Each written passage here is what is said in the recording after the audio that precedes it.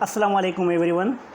आज हम quantum mechanics जो ग्रिफिथ की सेकेंड एडिशन की बुक है उसके छठे चैप्टर में से एक दो प्रॉब्लम्स करेंगे और वो प्रॉब्लम्स पर्टर्बेशन थ्योरी से रिलेटेड हैं, ख़ास तौर पर उन टॉपिक से रिलेटेड हैं जो हम पिछले 3 वीडियोस में डिस्कस कर चुके हैं।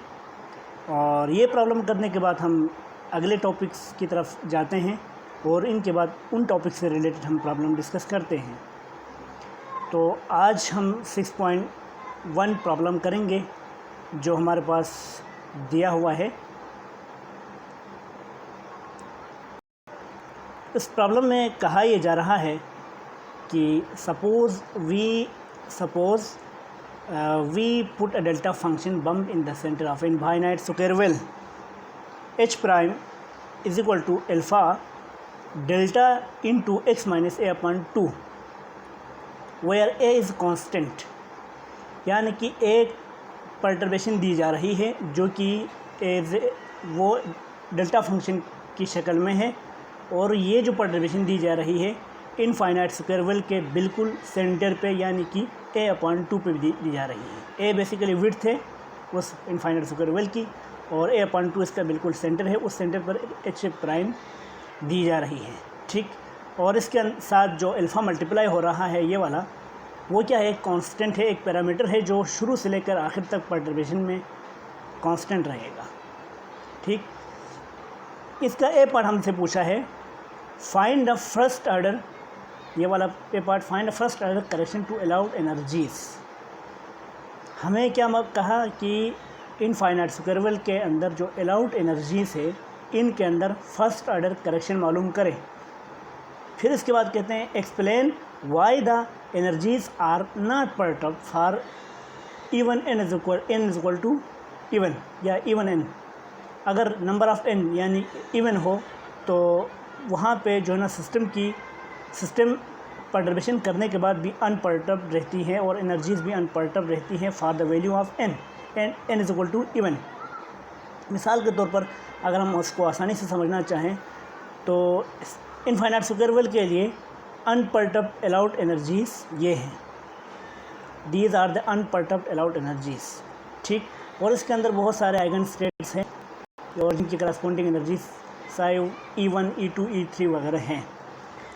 इसके अंदर जो आइगन स्टेट नंबर E1 है जो 2 है या 3 है और इसके अलावा 3 नहीं बल्कि 4 वगैरह के लिए 6 8 वगैरह जो कि n is equal to even कहलाती है, इनके अंदर अगर पर्टर्बेशन बिल्कुल ज़ीरो होगी। जब पर्टर्बेशन ज़ीरो होगी तो फर्स्ट ऑर्डर करेक्शन भी इनके अंदर ज़ीरो होगी और वो पूरा सिस्टम क्या रहेगा, अनपर्टर्ब्ड रहेगा, ठीक।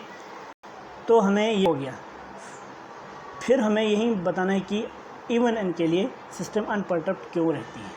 तो हम इसी ये पार्ट को लेकर जाते हैं। ए पार्ट में जैसा कि ऊपर आप लोगों ने सवाल नोट कर लिया, हमारे पास जो पर्टर्बेशन है वो ये है, इसको हमने मालूम करना है en1 को, ठीक।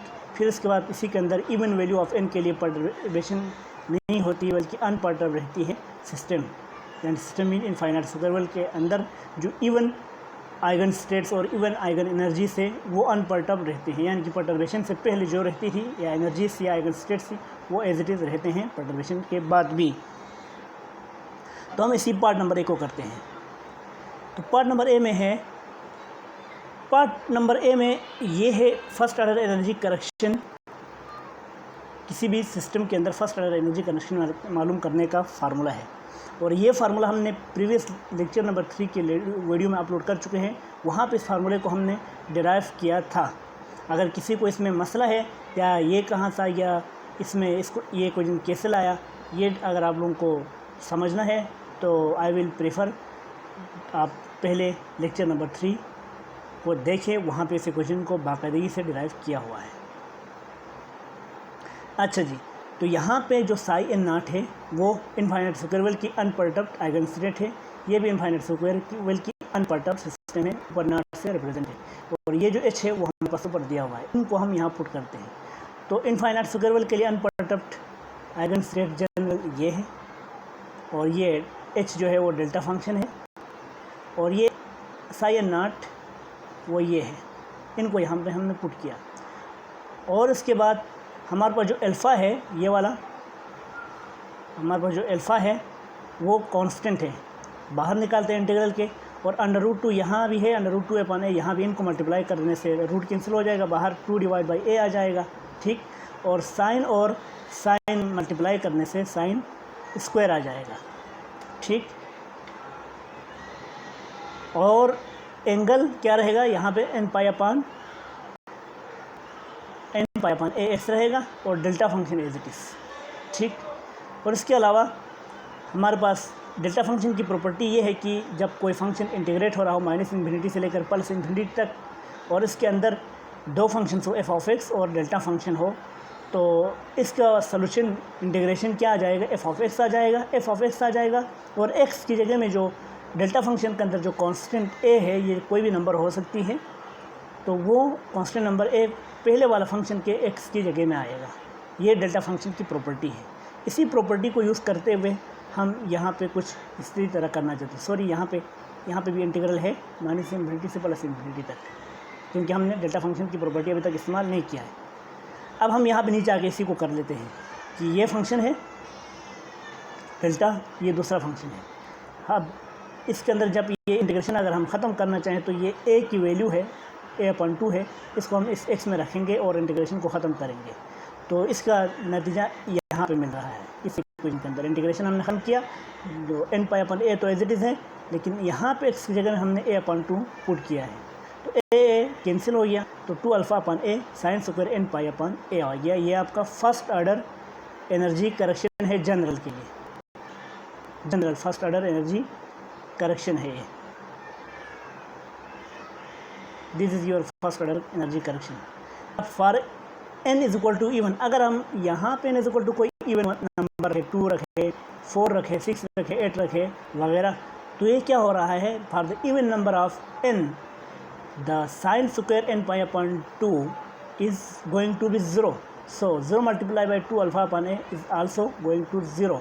सो जब ये पूरा 0 आ रहा है n की वैल्यू n = इवन के लिए, तो first order energy correction even set के अंदर 0 होगी। जब first order energy correction even state के अंदर ही 0 हो रही है, तो फिर इस इक्वेशन के तहत ये वाला टर्म 0 हो रहा है। जब ये वाला टर्म 0 हो रहा है तो सिर्फ En0 बचेगा। En0 क्या है, En0 अनपर्टर्ब्ड एनर्जी है। मीन्स ये हुआ है कि अगर n को इवन पुट किया जाए तो एनर्जी अनपर्टर्ब्ड रहती है बिकॉज ऑफ दिस फंक्शन। इसका मतलब ये हुआ कि पर्टर्बेशन का इफेक्ट जस्ट और स्टेट के अंदर हो रही है। ठीक हो गया। अच्छा, इसके बाद so the energies are not perturbed for the even n, ये इसका रीज़न हो गया। ये हमें वाई करके पहले पार्ट में पूछा था। बट फॉर n = ओड, अगर ओड नंबर के लिए क्या होगा, ओड नंबर के लिए अगर हम n की जगह में यहाँ पर ओड नंबर पुट करें, 1 पुट करें, 2 पुट करें, 1 पाई/2, 3 पाई/2, 5 पाई/2, 7 पाई/2 वगैरह पुट करें, तो ये वाला टर्म जो है 1 के बराबर होता है। जब 1 के बराबर होता है उस 1 को 2α/a से मल्टीप्लाई करेंगे तो first order energy correction for the odd number of n is this. So the new allowed energies for n = odd after the perturbation ये होगी, न्यू एनर्जी ये होगी। ये अनपर्टर्ब्ड एनर्जी है और ये फर्स्ट ऑर्डर एनर्जी करेक्शन है जो कि हमारे पास ऊपर आई हुई है ये। ठीक हो गया। अब इनकी वैल्यूज़ को हम यहाँ पे पुट कर लेते हैं। En0 की वैल्यू ये है अनपर्टर्ब्ड एनर्जी, ठीक, और En फर्स्ट ऑर्डर करेक्शन हमें यहाँ से मिली है वो ये है। तो ये आपकी टोटल एनर्जी है। ठीक हो गया। अब हम आते हैं बी पार्ट की तरफ। बी पार्ट, पहले सवाल की तरफ जाते हैं। बी पार्ट हमें क्या पूछा है, बी पार्ट में हमें पूछा है find the first 3 non-zero terms, find the first 3 non-zero terms in expansion 6.13। 6.13 में एक इक्वेशन है जो first order correction of eigen state की इक्वेशन है और इस इक्वेशन के अंदर समेशन है। समेशन के अंदर बहुत सारे odd number of eigen state से इवन के लिए जाहिर बात इसी प्रॉब्लम से इवन नंबर के लिए तो ये फर्स्ट पर्टर्बेशन हो ही नहीं रही, तो वहाँ पे फर्स्ट ऑर्डर पर्टर्बेशन मालूम करने और एक्सपेंशन भी मौजूद है, समेशन मौजूद हैं, तो इवन का तो यहाँ पे कंसेप्ट ही नहीं बनता। हमारे पास जितने भी समेशन के अंदर जितने भी टर्म्स होंगे वो ओड नंबर टर्म्स होंगे।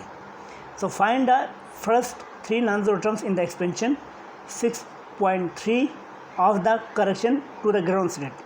ग्राउंड स्टेट के अंदर देखो साई 1 1 का मतलब ये होता है साई 1 1, ये जो नीचे 1 है ये आपको साई की जो है ना स्टेट नंबर बता रही है, जो ऊपर 1 है आर्डर की करेक्शन आर्डर बता रही है। तो अगर साई 1 1 है तो the first order correction in ground state of the infinite square well. तो इसके अंदर 3 नॉन ज़ीरो टर्म्स हमने मालूम करना है इक्वेशन 6.13 को इस्तेमाल करते हुए। तो पार्ट की तरफ यहाँ पर हम आते हैं। तो इक्वेशन नंबर 6.13 हमारे पास ये इक्वेशन दी हुई है। यहाँ पर हम पहला ये जानना चाहते हैं कि ये टर्म क्या है। इस टर्म को हम यहाँ पर हल करते हैं, यहाँ तक गौर कीजिएगा, ये टर्म यहाँ पर हम हल करते हैं और इस टर्म को हम यहाँ पर ये टर्म डिराइव्ड नोटेशन में दिया हुआ है और इसको हम हमारे जो है ना आम प्रोबेबिलिटी वाले नोटेशन में अगर लिखना चाहें तो इस तरह से लिख सकते हैं। एम नॉट है तो लिहाजा साई एम नॉट है, तो ये फंक्शन ऐसा होगा, इनफाइनाइट स्क्वायर वेल हमारा सिस्टम है, लिहाजा इनफाइनाइट स्क्वायर वेल का फंक्शन ही आएगा, लेकिन यहाँ पे इंडिसेस जो है वो चेंज होंगी। इंडिसेस इसलिए चेंज होंगी, यहाँ पे साई एम नॉट है और ये साई एन नॉट है। आइगन स्टेट्स के ये वो दो डिफरेंट इनफाइनाइट स्क्वायर वेल के ये 2 डिफरेंट आइगन स्टेट्स हैं। ये मिसाल के तौर पर n=1 है तो m=1 से हट के कुछ भी हो सकती है, साइड 3 भी हो सकती है, 5 भी हो सकती है, 7 भी हो सकती है, 9 भी हो सकती है। ठीक, 2 4 वगैरह नहीं हो सकती, क्योंकि क्यों नहीं हो सकती हम पहले पार्ट में कर चुके हैं, उनके अंदर परटर्बेशन नहीं होगी। अच्छा, तो यहाँ पे हम इसके लिए अगर हम आइगन जनरल फार्मूला लिखना चाहें तो ये है परटर्बेशन, तो हमने यहाँ पे पुट किया और ये इसके लिए हम अगर डेल्टा फंक्शन ये आइगन स्टेट लिखना चाहें तो वो ये है दिस वन। इन ये और इसमें क्या फ़र्क है, जस्ट एंगल का फ़र्क है, एक m पाई अपान ए एक्स से एक n पाई अपान ए एक्स से, तो ये डिफरेंट है, इन दोनों को हम मल्टीप्लाई नहीं कर सकते। हाँ अलबत्ता यहाँ पे अल्फ़ा कांस्टेंट है तो अल्फ़ा इंटीग्रल से बाहर निकालेंगे, √2 अपान ए √2a अपान ए, उनको मल्टीप्लाई करेंगे तो रूट ख़त्म हो जाएगा, 2 अपान ए बाहर आ गया। फिर हमारे पास sine m pi a x divide by a x delta x minus a upon 2 आ गया और sine into n pi a divide by a into x into d x आ गया। ठीक, जब हम इसको फर्दर आगे ले कर जाते हैं तो डेल्टा फंक्शन बीच में है और ये डेल्टा फंक्शन इसके ऊपर भी अप्लाई होगा, इसके ऊपर भी अप्लाई होगा। इस x की जगह में a अपान 2 आएगा, इस x की जगह में भी a अपान 2 आएगा, तो नतीजतन ये इक्वेशन मिलेगी। ठीक, और ये अपान ये यहाँ पे ये a और ये a कैंसिल होंगे, ये और ये a आपस में कैंसिल होंगे, तो आखिर रिजल्टेंट इक्वेशन आपको ये मिलेगी। ये तो यहाँ पे n पाई, यहाँ पे 2 alpha divide by a sine m pi upon 2 sine n pi upon 2। अब फार ग्राउंड स्टेट, हमें ग्राउंड स्टेट के अंदर आपने फर्स्ट ऑर्डर करेक्शन के 3 नॉन ज़ीरो टर्म मालूम करना है, तो n हम 1 पुट करेंगे ग्राउंड स्टेट के लिए। तो जब n 1 पुट करेंगे तो यहाँ भी हम 1 करेंगे और यहाँ भी इस n की जगह में भी हम 1 पुट करेंगे, तो ये बन जाएगा n पाई की जगह में हम 1 पाई पुट करें तो 1 पाई अपान 2 क्या होता है, साइन 1 पाई अपान 2 1 के बराबर होता है। और इस साइड पे सिर्फ हमारे पास बचा ये वाला टर्म। ठीक, तो ये वाला टर्म हमारे पास बच जाएगा, तो इसी को हम लेकर आगे चलते हैं। तो ये वाला टर्म हमारे पास आ गया जो कि हमें रिक्वायर्ड था, ये वाला टर्म ऊपर इक्वेशन नंबर 1 में हमें चाहिए, ये वाला टर्म हमने नोट कर लिया। और दूसरा हमें ऊपर क्या चाहिए ज़रा नोट कीजिएगा, इसमें ये वाला टर्म हमने मालूम कर लिया, we find this term, but इन दोनों टर्म्स को हमने देखना है। ये वाला बटे के नीचे है, इसको हम नीचे देखना चाहते हैं, E1 नॉट, क्योंकि फर्स्ट आइगन स्टेट के लिए पूछा है तो हम n की जगह में 1 पुट कर रहे हैं, माइनस EM नॉट। और n नॉट के लिए तो ये है n, यहाँ पे n स्क्वायर था, n स्क्वायर की जगह में यहाँ पे 1 पुट किया है, तो फिर यहाँ पे n तो रिप्लेस हो जाएगा 1 से। और यहाँ पे m है, m मेंशन नहीं है कौन सी स्टेट है, 1 के अलावा कुछ भी हो सकती है, 3 भी हो सकती है, 5 भी हो सकती है, 7 भी हो सकती है, लिहाजा हमने m स्क्वायर को यहाँ पे लिख लिया। ठीक, और इक्वेशन नंबर 1 में ये वैल्यू और ये वैल्यू को हम पुट कर ले तो हमारे पास ये शक्ल बनती है। ठीक, यहाँ से क्या करते हैं, यहाँ से हम